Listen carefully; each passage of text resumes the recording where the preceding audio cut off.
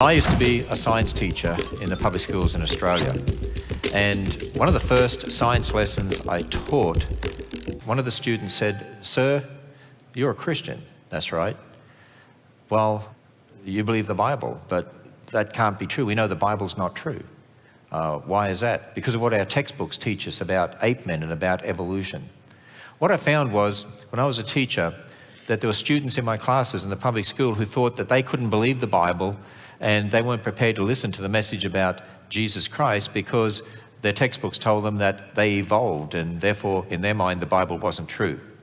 And one of the things that I started to do then was to help them understand that evolution has not been proven by science, and actually, when you understand observational science, it actually confirms the Bible's history. Have you ever heard this? Billions of years ago, there was an explosion in space. Or 100,000 years ago, this happened or that happened. Or even, in the beginning, God created the heavens and the earth. Question, how does anyone know? I mean, was anybody there to observe it? Well, actually somebody was, but I'm getting ahead of myself. Check this out. First of all, we need to recognize that there is a huge difference between observational science and historical science. Both are valuable, but very different. Let's define the two real quick, shall we?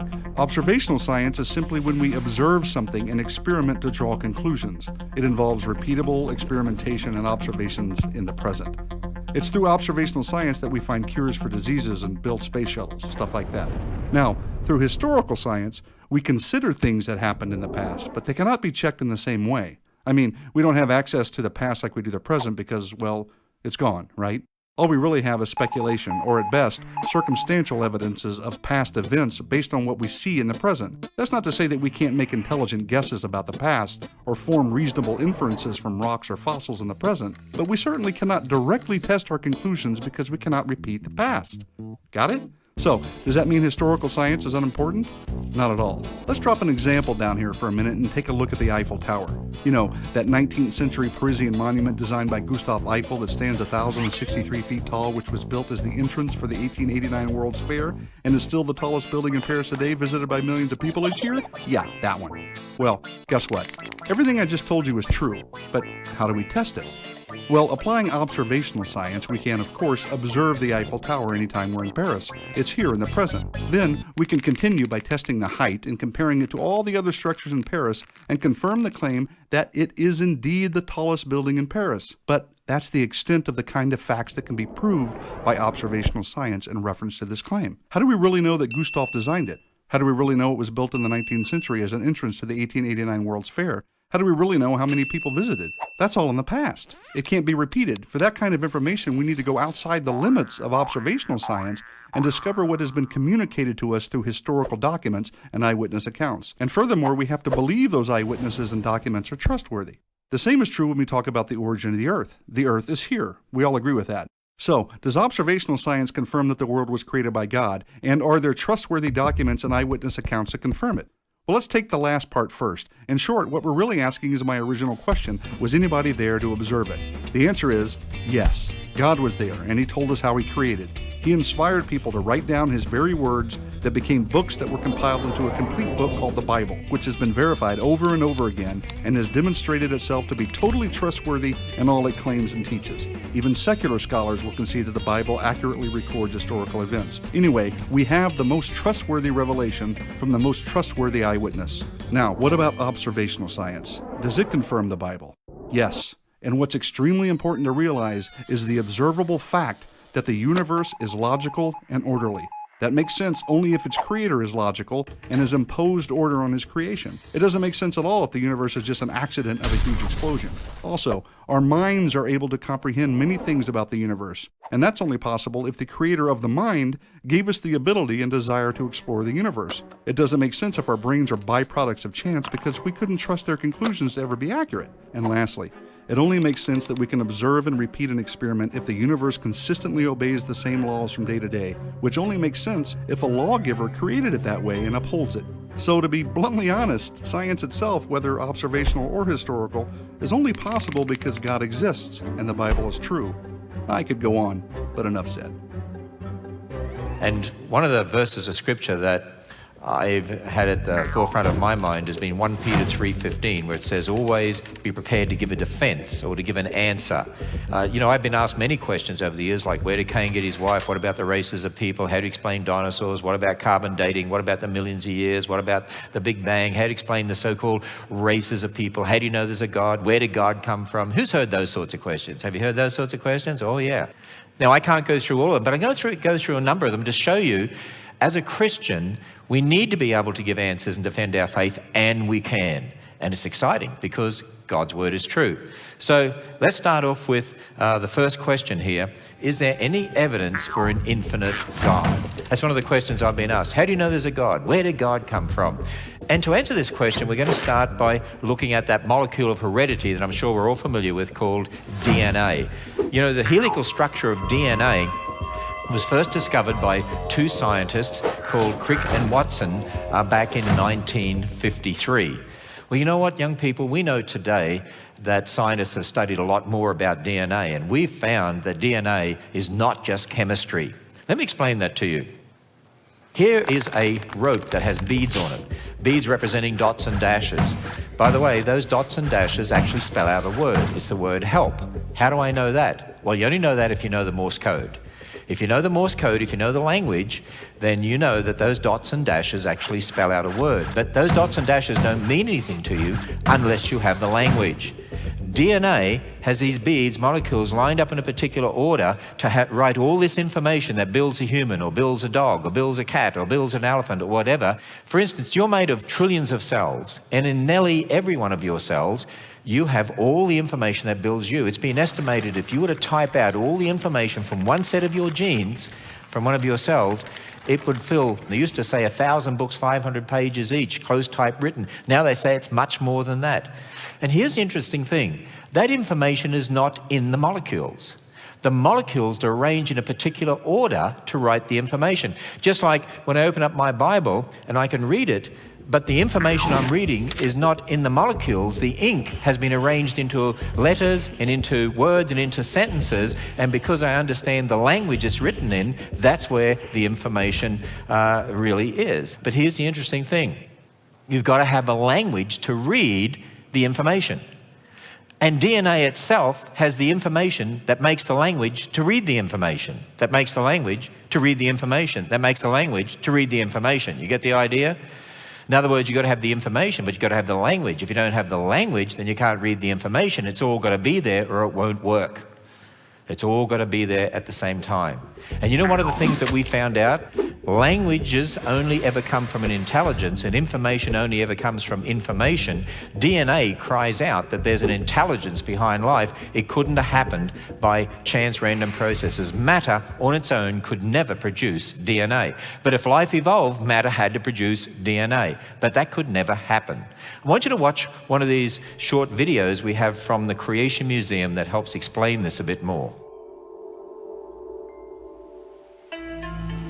If you found an ancient clay tablet with strange characters washed up on the shore, you couldn't read it, unless someone had cracked the code.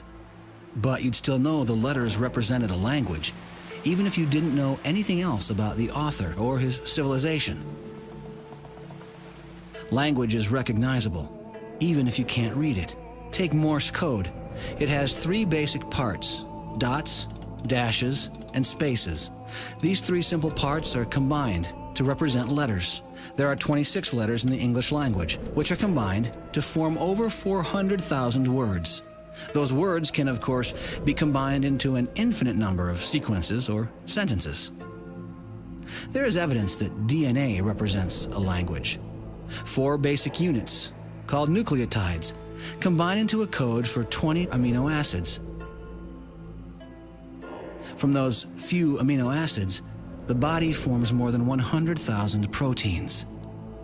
Even if you can't read DNA, it still has all the hallmarks of language, a language that biologists are just now beginning to crack. Every tiny cell in our body is packed with 3 feet of DNA, 3 billion nucleotides. The similarity between DNA and human language is uncanny. In addition to codes, both use similar techniques to pack access, rearrange, copy, and translate information. DNA seems to represent a language, the language of life. An unseen author, the creator of heaven and earth, has left a testimony of his existence in the DNA of every living thing. For those who believe in evolution, they believe that millions of years ago, somehow life had to arise from matter.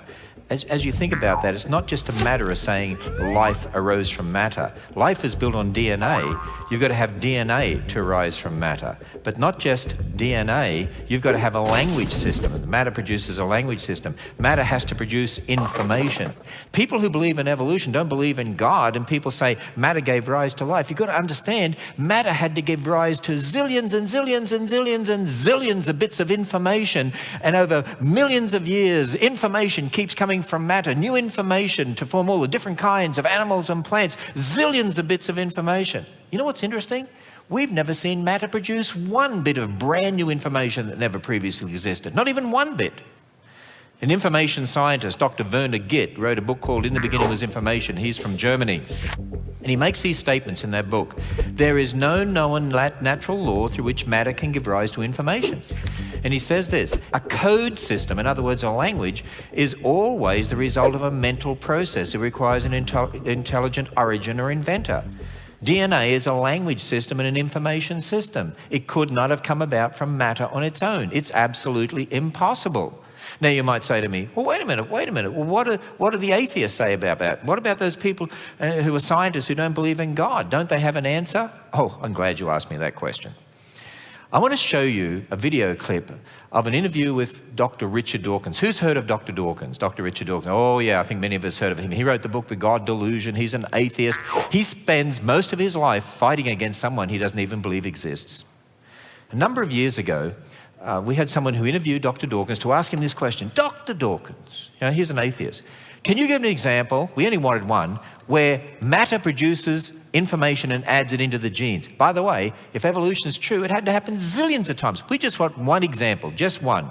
I want you to see how he answered the question. Watch this. Professor Dawkins, can you give an example of a genetic mutation or an evolutionary process which can be seen to increase the information in the genome?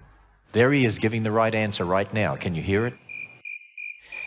That is the right answer. There's no example. Now you might say, okay, that was years ago.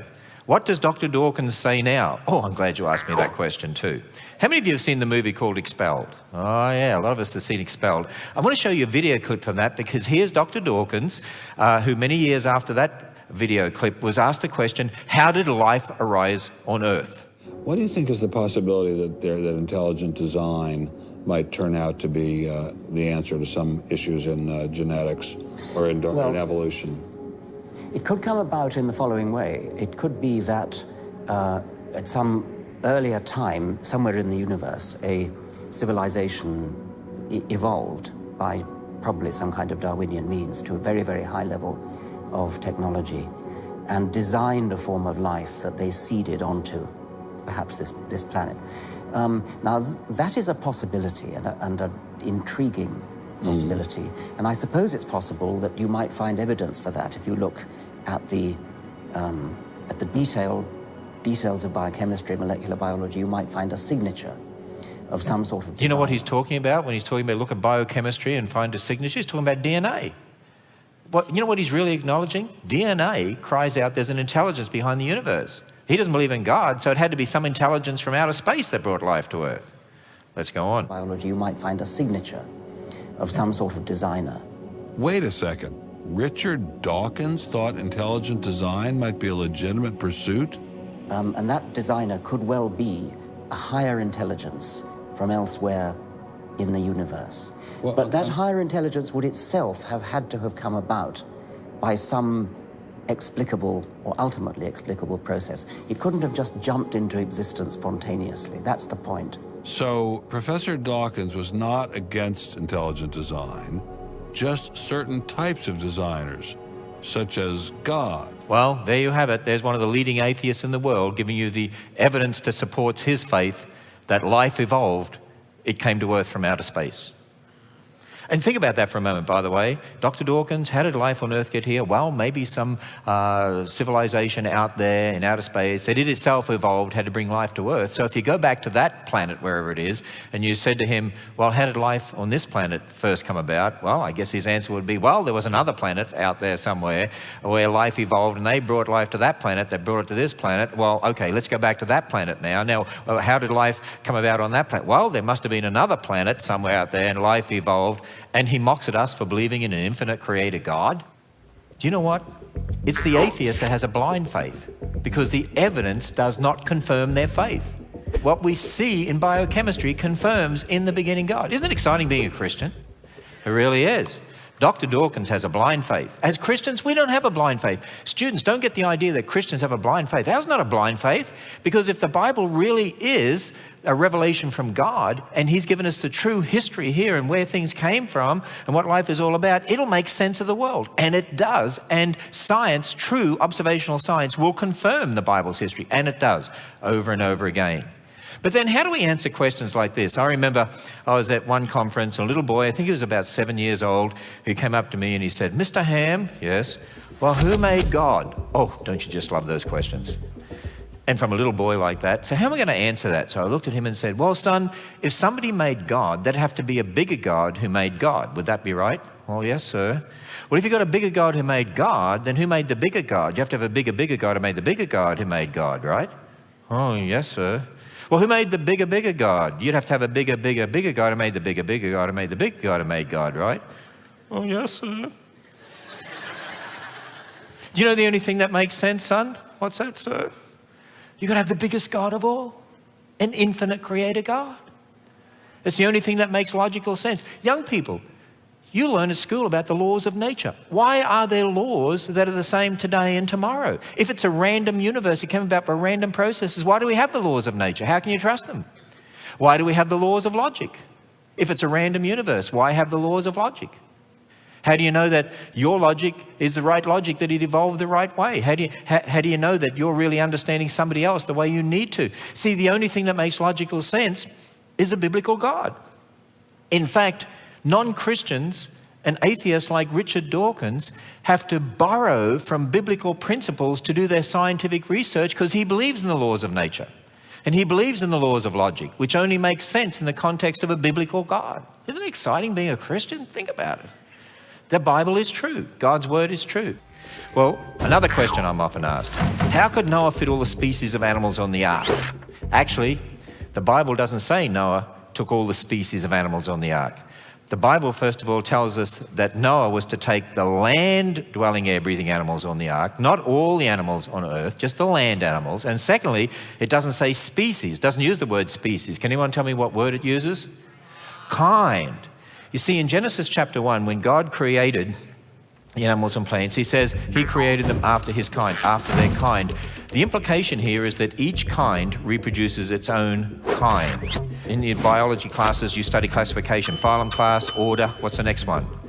Family, genus, species. The Hebrew word for kind probably equates, in most instances, to what's called the family level of classification. When it comes to dogs, there's only one family of dogs, and they're called dogs. So there's only one kind of dog, and it's called dog. In other words, you'd expect to find dogs reproducing dogs, cats reproducing cats, elephants reproducing elephants. Do you know what the secularists say about domestic dogs, for instance? They say the origin of the domestic dogs from wolves has been established, suggesting a common origin from a single gene pool for all dog populations. Even secularists would say that something like a wolf gave rise eventually to something like that. Poodles. People say, how could that give rise to that? Is that evolution? No, because evolution really should be more of, adding new information. What we see here is an incredible loss of information, actually. I want you to understand something here. If you're going to believe in evolution, like reptiles evolved into birds. Reptiles have the information for scales, but don't have information on how to build a feather, which is a very complex structure. So for evolution, you've got to have matter producing information with all the instructions on how to make a feather if a reptile was to evolve into a bird. But it's not just a feather, it's all the other characteristics as well. And so for evolution in the Darwinian sense, you need to see processes where you see new information being added, zillions of bits of new information added. Actually, what we observe is information being lost or rearranged, not information added. And let me help you understand that. We'll use dogs. We don't know how many dogs God made originally, but let's say there were 2 dogs, and they got married and had kids, and they got married and had kids, and they got married and had kids, and eventually we end up with lots of dogs. Okay, you know, in genetics, we have a convention where we label genes with capital letters and small letters, big A, big B, little b. So here's a male and female dog, and imagine something like wolves. And you get one set of genes from the male, one from the female. Here we have 2 big A's, 2 big B's, 2 big C's. And here are some different combinations. Now, as you look at that, I want you to notice something. Because these up here are dogs, this is going to be what? A dog. It's going to look a little different to the parent. Why? It doesn't have any new information, but you know what it does have? It's got a different combination of information. You see that? It actually has less information than the parents. You know why it's got less information? It no longer has the little a's or the little b's or the little c's. It's actually got less information. This one here, this to me represents something like a poodle. See, if this represents a poodle, when you breed a poodle with a poodle, what are you going to get? Poodle. Pretty sad, but that's it, right? Could you ever start with poodles on their own and breed back to wolves? And the answer is what? No. But theoretically, could you start with wolves and theoretically again get poodles? And the answer would be what? Yes, exactly. Now, understand the account in the Bible concerning Noah's Ark. 2 of every kind was to go on board Noah's Ark. So if dogs are all one family and there are 2 dogs on Noah's Ark, then when they came off the Ark, eventually they produce more dogs and you'd end up with a population of dogs, okay? But they're not going to stay together.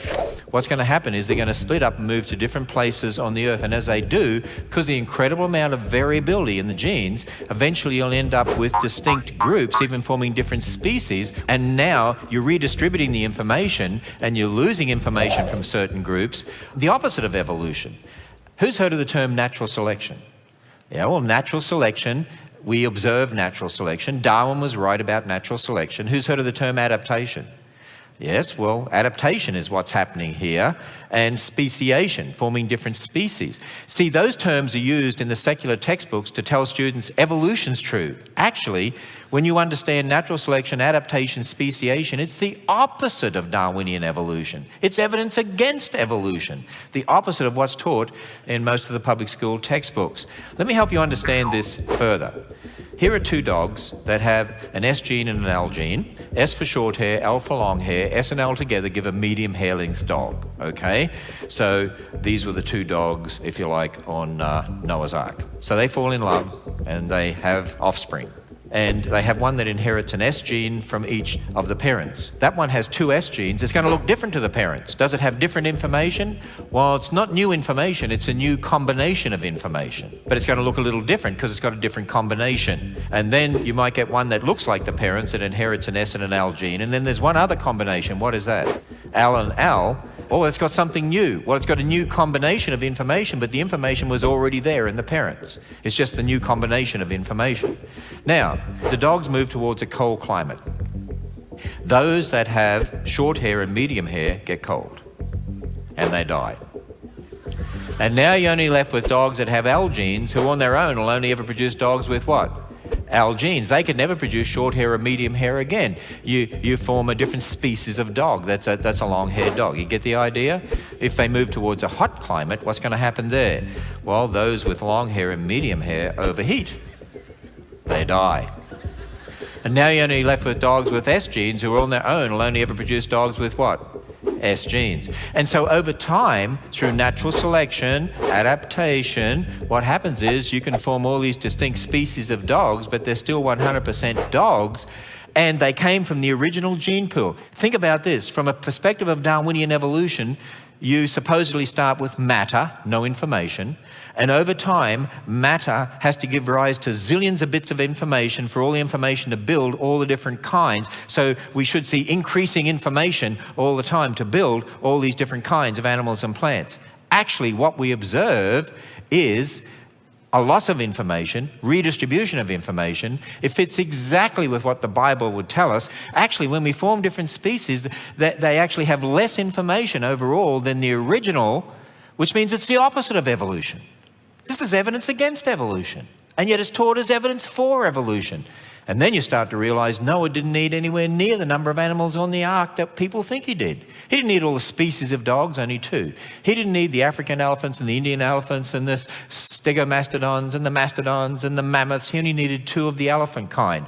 And when the elephants came off the ark, again, just like dogs, over time you'll end up with different species forming, but they all come from the original gene pool and the incredible information that God put there in the first place. See how we can have answers? Isn't it easy to understand? Really is. Makes a difference. Helps you understand this. The Bible got it right about biology. Wow. Because it really is the Word of God. Now, are you getting more excited about being a Christian? I hope so. Well, another question I get asked a lot is this. Oh, if we all go back to Adam and Eve, where did Cain get his wife? The Bible tells us that Adam and Eve had what? Cain and Abel and who else? Seth. And the Bible also tells us Adam was the first man, 1 Corinthians 15:45, that Eve was given that name because she was to be the mother of all the living, right? In other words, the Bible makes it clear there was one man and one woman to start with. And if you got one man and one woman, even in Acts 17 verse 26, Paul says God made of one blood all nations of men for to dwell on the face of the earth. We're all related. So we all go back to Adam and Eve. But then Genesis 5:4 says Adam had sons and what? Daughters. So originally, brothers must have married who? Sisters. Now people say, wait a minute. You know, even the Bible says brothers can't marry sisters. Not till the time of Moses in Leviticus. You see, Abraham was married to his half-sister, and that wasn't a problem, was it? Not at all. Originally, brothers must have married sisters. People have the idea, oh, when you get married, you're not allowed to marry a relative. If you don't marry a relative, you don't marry a human. Then you've got a whole different problem. Right? It's just today, it's best not to marry a close relative. And you know why? See, the Bible helps us understand this, and genetics helps fill in some details for us. Adam and Eve, when they were created, were perfect. But when they sinned, now everything's running down. God doesn't hold everything together perfectly anymore. He withdrew some of that sustaining power so things would run down, so we would die because we forfeited our right to live. And so because of that, over time, mutations, changes in our genes occur. And what happens is this. Over time, each generation gets new mistakes and they get added to the next generation and they accumulate and get new mistakes. And so after 6,000 years, we have an incredible accumulation of mistakes. Now here's the problem today. Because we have so many mistakes in our genes, if brother and sister were to marry today, then it's more likely that you'll inherit the same mistakes from your parents. And if sperm fertilizes egg and those mistakes get together, there's an increased likelihood of deformities in the offspring, which is why it's better to marry someone further away in relationship from you. So where you have a good gene and they have got a bad gene, you know, the good gene will override the bad gene. Now, here's the thing. The further back you go in history, the fewer mistakes that there would be. Adam and Eve had no mistakes. Their children had relatively few. Close relations could marry. Originally, it wasn't a problem, provided it was one man for one woman. And that's what marriage is all about. Actually, a brother and sister getting married originally is no different to a man and woman getting married today because you're marrying your relative. It's just today you don't marry a close relative. Very easy to understand. Isn't it exciting when we get those answers? And then one other thing, people say, okay, but then how do you get all the different races of people? Some people think that, oh, to get all the so-called races of people, God must have made different races to start with. Wait a minute. We're all descendants of one man and one woman. The gospel message is for every tribe and nation because we're all of one race, because we're all descendants of Adam. We're all sinners. And Jesus Christ became a member of the human race to die for the descendants of Adam. There can only be one race of people. I hear this one a lot. How can there be so many races in the world if we are all descendants of Adam and Eve? Well, check this out. First off, let's talk about the word race. sometimes when people use the word, they mean supposed races of people who have evolved at different times, rates, and in different locations. That's not true. Of course, the word race is also a term we use to distinguish between groups with different physical traits, namely skin color. But are there really different races? Take a gander at Acts 17:26, where it is written that God, from one man, made every nation of men. It's clear then that the Bible teaches that there is one race, the human race. The Bible is also clear that all people on the earth are descendants of Adam and Eve who were created by God. Check Genesis 1:26 through 28. Easy enough. God created two people in his image, male and female, and told them to increase in number. So, Adam and Eve are mom and dad of the human race. Then, their children had children, and those children had children, and so on and so forth for many generations until, according to Genesis 6:9, the world's population was reduced to 8 people who were protected inside an ark during a global flood. And those 8 people later walked off the ark, and according to Genesis 9:19, from them came the people who were scattered over the earth. Well, wait a second. What do I mean scattered? Well, jump over to Genesis 11 and let's talk about an event known as the Tower of Babel. Basically, because of the sinful actions of the descendants of Noah, the Lord confused their language and scattered them from there over all the earth. That's pretty clear and concise. Okay, so we've got lots of people who were descendants of the 8 folks who came off the ark, and now they have been scattered all over the earth. That explains that we are still one race and that different groups of people ended up in different locations. But how do we get a bunch of different colored people if we are all one race? Well, follow along. This, of course, is a simplified explanation, but the basic principles are true. We all have a pigment in our bodies called melanin, which, depending on different variables, produces different shades of the one main skin color we all possess. Several genes control the amount of melanin produced and thus the variability in the skin shade. In fact, it's easy for one couple to produce a wide range of skin shade variability in just one generation, as we'll see in just a moment. Time for a quick genetics lesson. DNA is the molecule of heredity that is passed from parents to children. A child inherits 23 chromosomes from each parent. Each chromosome pair contains hundreds of genes, which regulate the physical development of the child. However, to illustrate basic genetic principles pertaining to the topic, we'll just talk about 2 genes, the genes that control the production of melanin. So, let capital A and capital B symbolize versions of the gene that code for large amounts of melanin, while little a and little b code for small amounts. Got it? Easy. Check this out. Take a look at the upper left. Let's say dad contributes capital A, capital B genes, and mom contributes capital A, capital B genes as well. Together they will produce a child with capital A, capital A, capital B, and capital B. This is a kid with a lot of melanin, and thus he will have very dark skin. Easy to see. Here's the bigger point though. Let's say dad contributes capital A, capital B, and mom contributes little a and little b. Well, the child's skin will be middle brown shade, the combination of capital A, little a, and capital B, little b, which by the way represents a majority of the world's population. Not only that, but if each parent is capital A, capital B, little b, the combinations that could be produced in their children could result in a very wide range of skin shades in just one generation. Ooh. So, since Adam and Eve were the first people ever, it makes sense to conclude that God placed in them a combination of genes that could produce all different shades of skin we see. Those same combinations would be present in Noah and the 7 other people who boarded the ark. And because God dispersed people at the Tower of Babel, he dispersed the population, thereby isolating gene pools in the different people groups. Over time, different cultures formed in different locations with certain features like skin shade becoming predominant. And here we are today. And since we all go back to Noah and his family, it makes sense that we are all different shades of brown. One race, multiple people groups, just like the Bible teaches. Simplified for sure, but enough said. It's very easy to understand. That's why you find instances like this. These twins were born in Australia, one dark, one light. These twins were born in England, one dark, one light. When we have children, we have 5 children, they all look a little different to each other. You know why? They all have different combinations of genes. But it all goes back to the original gene pool. Well, another question I'm often asked. Well, look, you talked about Noah's Ark there, but is there any evidence for a global flood? One of the things that I say to people is this: if there really was a global flood, you'd expect to find billions of dead things buried in rock layers laid down by water all over the earth. By the way, do you know what we find? Billions of dead things buried in rock layers laid down by water all over the earth. When I go to the Grand Canyon, I've been there with a park ranger, and you look down and you see all those rock layers and the fossils in the rock layers, and you see the big canyon there. I've stood on the edge of the Grand Canyon with a park ranger who said, "Do you realize a long time and a little bit of water did this?" I stood there and said, "Do you realize a lot of water and a little bit of time did this?" You see, because I believe the layers were laid down by the flood and the canyon was carved out probably at the end of the flood or after the flood. And of course, the park ranger would say, "Oh no, these layers were laid down over millions of years. It takes millions of years to lay down lots of layers." Well, no, that's not true. Not far from where we are at this conference, there's a very famous volcano called Mount St. Helens. And Mount St. Helens erupted on May 18th, 1980. Watch this short video. On May 18, 1980, Mount St. Helens, located 95 miles south of Seattle, Washington, erupted.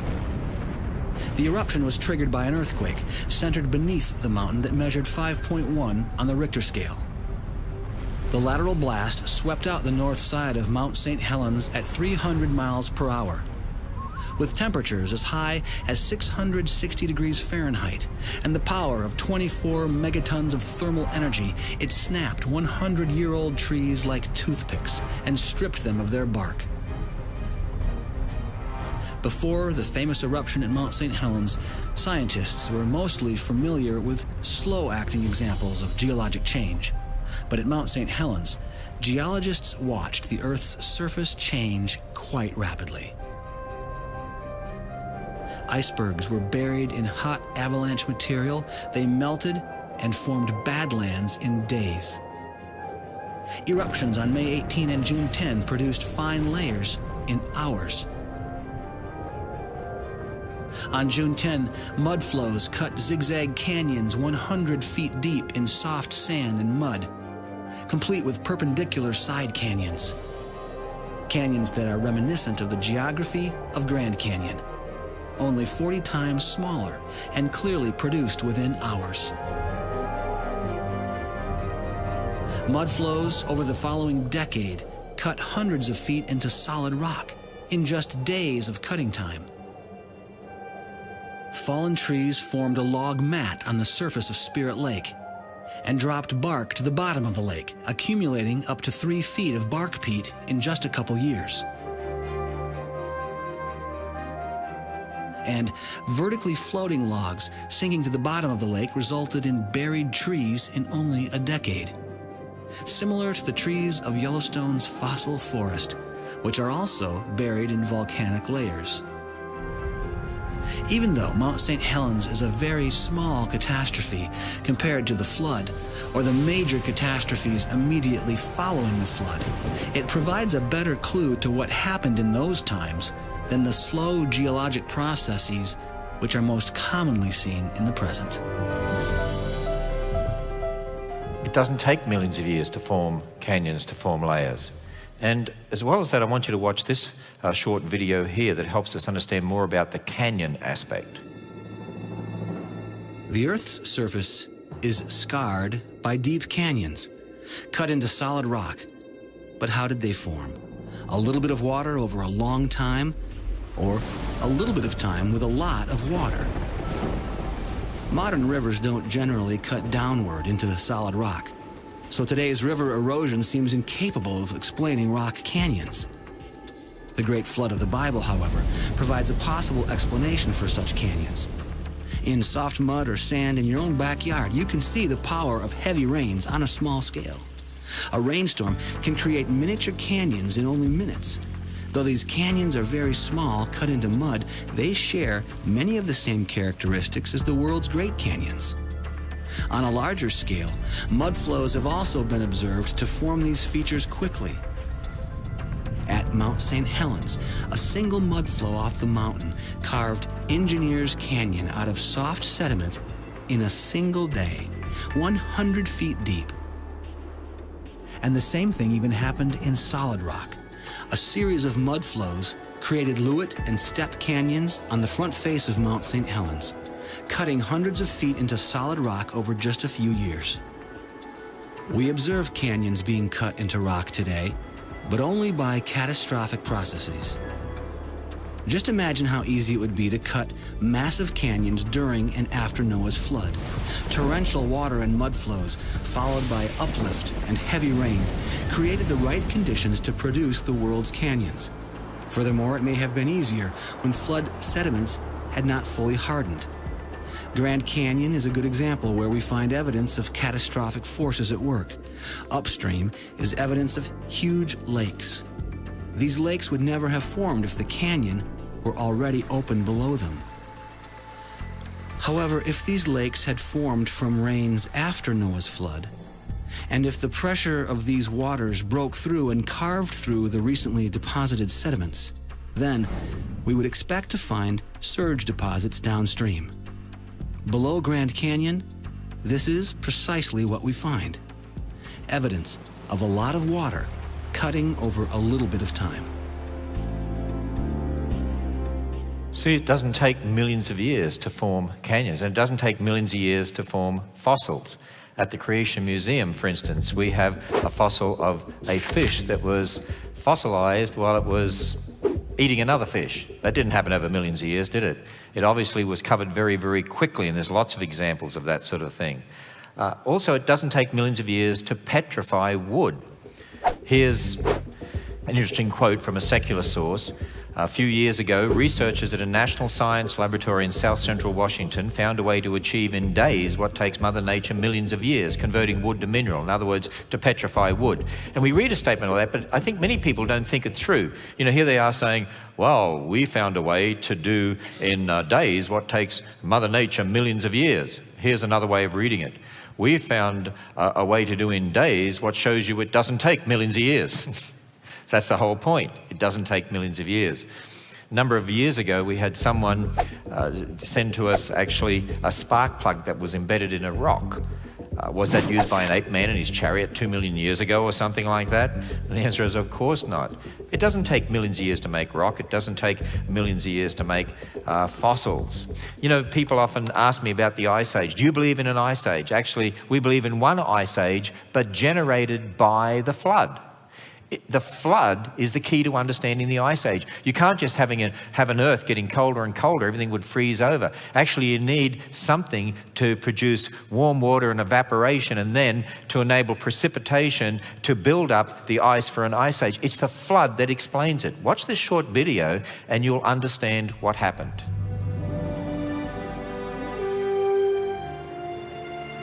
The ice on Greenland and Antarctica is in places miles deep and hundreds of miles wide. In the present, however, all but the edges of these ice sheets are cold deserts. Not enough snow and ice falls there to build up the depth of ice that we find today, even if long periods of time were available. The flood of the Bible may provide an answer. First of all, flood rocks contain thick piles of lava and huge volumes of volcanic ash. Meteorologist Mike Ord has suggested that this might have led to the Ice Age. There was a lot of warm water added to the pre-flood oceans from the crust, and also a lot of lava flows and volcanism that heat the waters. Evidence in fossils suggests that the oceans were warmed up in the course of the flood. The average temperature of the ocean is 39 degrees Fahrenheit. Well, after the flood, it could have been an average of about 86 degrees Fahrenheit. And you could have taken a swim in the Arctic Ocean right after the flood. It was so warm. But then it's going to start cooling down, and that cooling is mainly by evaporation. So the key here is that for that warm water, you evaporate so much more water vapor in the air. As the oceans cooled after the flood, heavy snow began to fall. Computer simulations that begin with warm oceans show snow falling far inland over cool continents. Ice sheets build up thousands of feet thick, where we see evidence for such ice today. This ice built up in only a few centuries of time. The whole process was sped up by volcanic ash cooling the Earth after the flood. Because of the instability of the Earth after the flood, there'd be a lot of volcanism. Aerosols are tiny particles about a micron in diameter, and they'll float up there in the stratosphere for several years, and they reflect sunlight back to space. So you have a cooling mechanism. The ice is going to build up, and then finally it's going to come to a point where it's going to peak. That's glacial maximum. Once the oceans cooled enough, the evaporation slowed, the snows stopped, and the ice began to melt. Calculations suggest that the buildup, movement, and melting of ice did not require many thousands of years as is traditionally taught.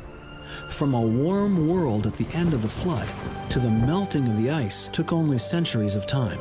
And then I see evidence of the one ice age and the short, rapid ice age that melts catastrophically. This is what I see based on science.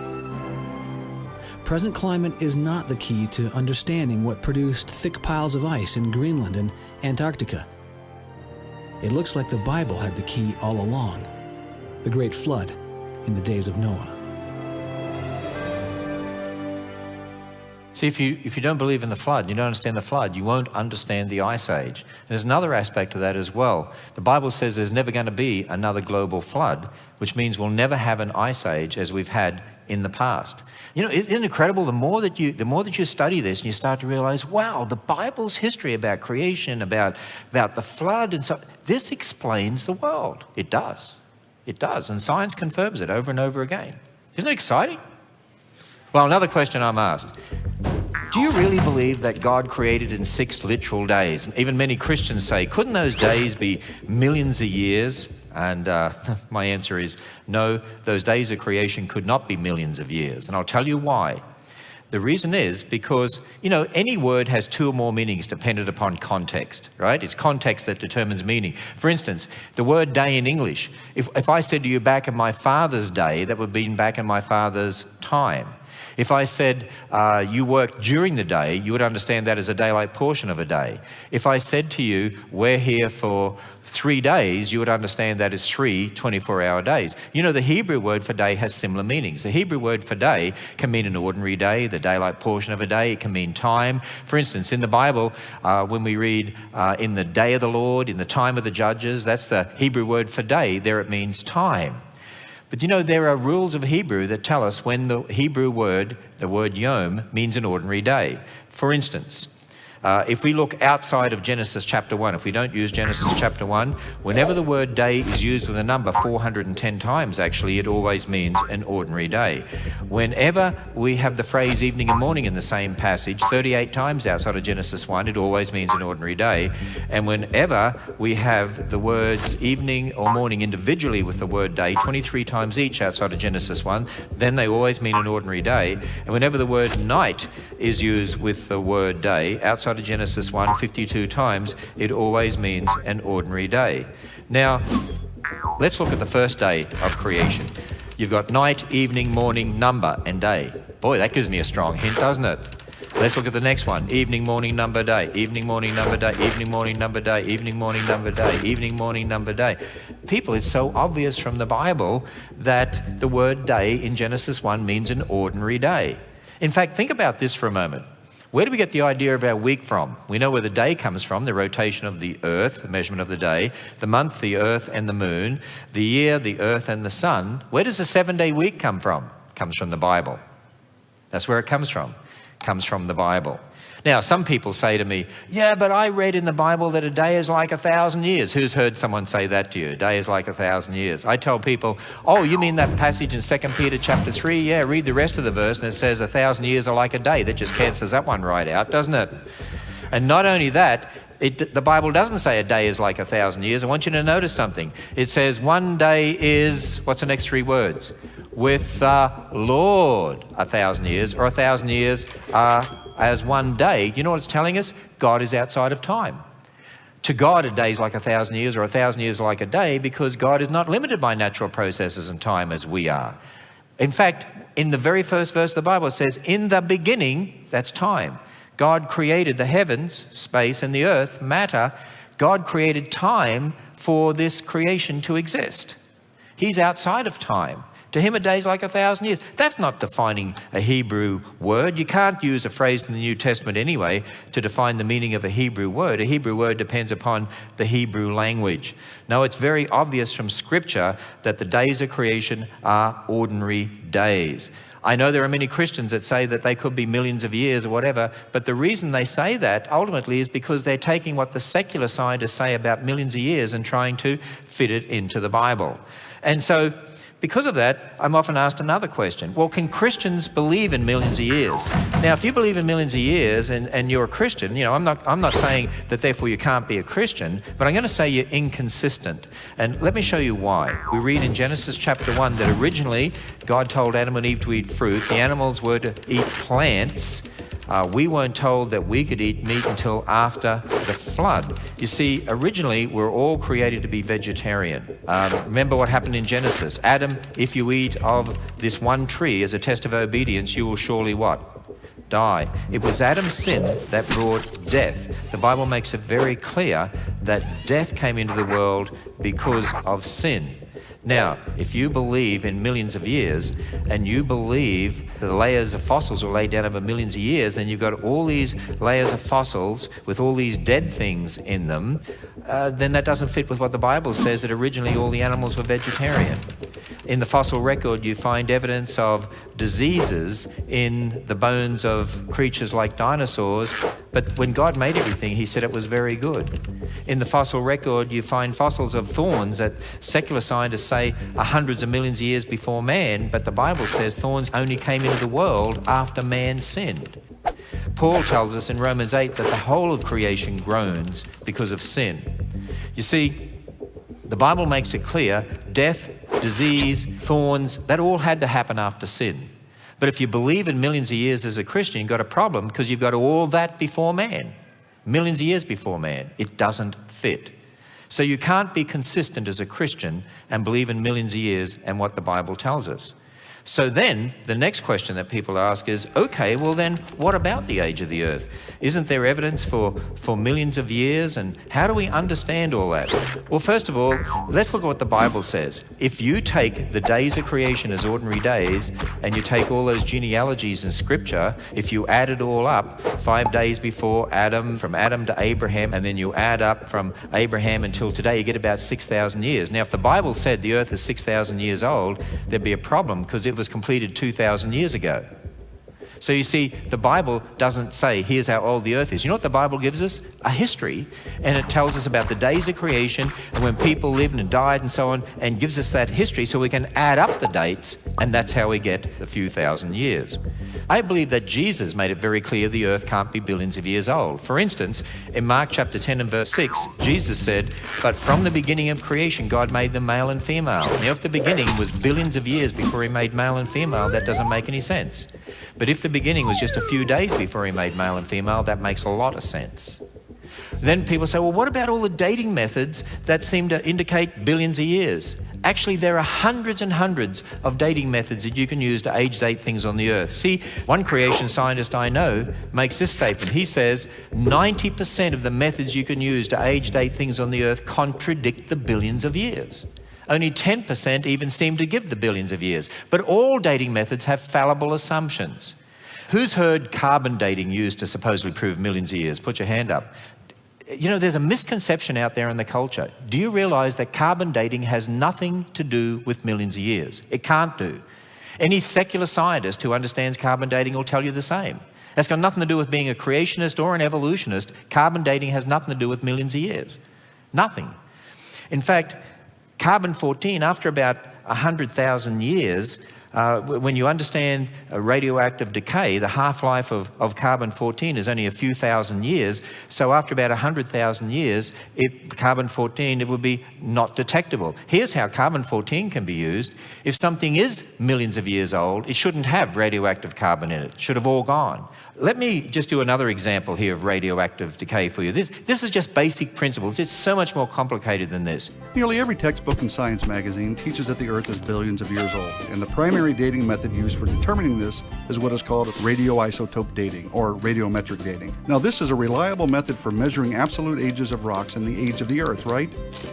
First off, many scientists now regard the age of the Earth to be between 4.55 and 4.6 billion years old. Okay. So if this method is reliable and accurate, why the 50 million year discrepancy? That seems like a lot. But let's get into some details here and see what's going on. Keep in mind that there's all kinds of scientific jargon on this topic, and so we'll just present a very straightforward, simplified version. Radiometric dating is the process of estimating the ages of rocks based on the decay into other kinds of atoms. For instance, uranium will radioactively decay through a series of steps until it becomes the stable element called lead. The original element is called the parent element, and the end result is called the daughter element. Radioisotope dating is commonly used to date igneous rocks, rocks which formed when hot molten material cooled and solidified. The dating clock started when the rock cooled. During the molten state, it is assumed that the intense heat forced any gaseous daughter elements to escape.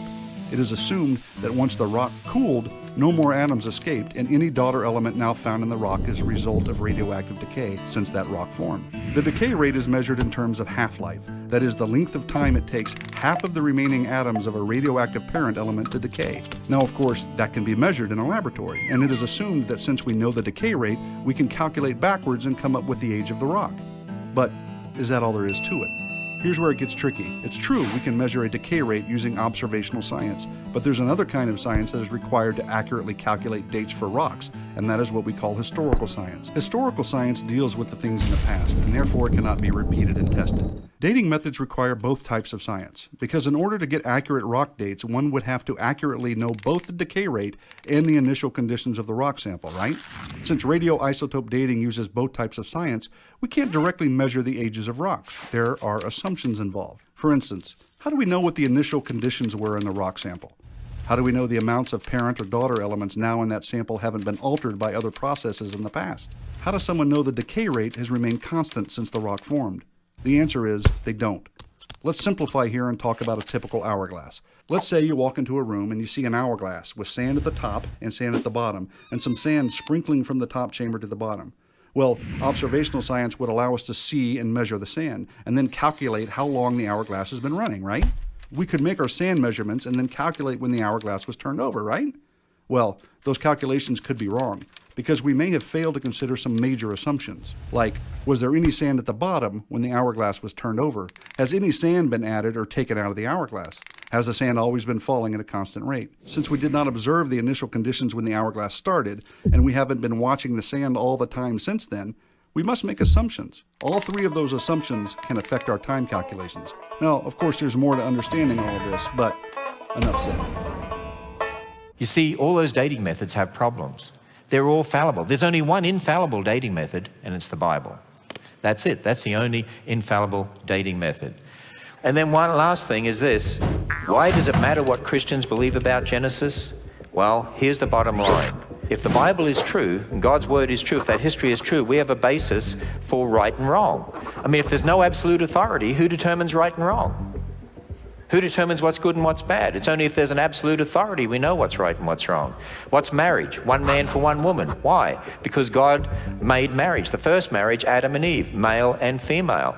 In fact, in the New Testament, when Jesus Christ was asked about marriage, he said, haven't you read, he which made them beginning made them male and what?